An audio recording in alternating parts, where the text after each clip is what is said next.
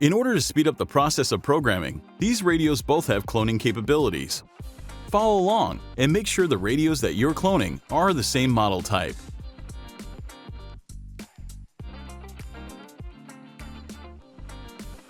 To start, take out your master radio. Press and hold the push-to-talk button and the MON button. While holding these two buttons, power the radio on. The word clone should appear on the screen, then F9-1.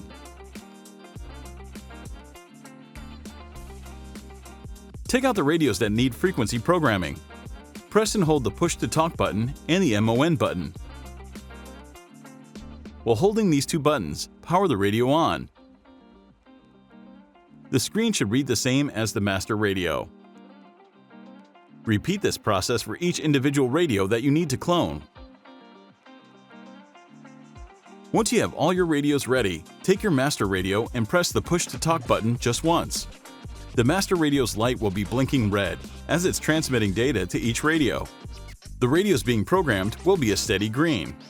The cloning process will start automatically and take about 30 seconds to 1 minute to complete. They'll beep to indicate that the cloning is complete, then turn them off and back on. Now you're all set to use your Kenwood radios. Thanks for watching. Visit our website for more information. The pros at ACRADICOM have you covered for all things Kenwood.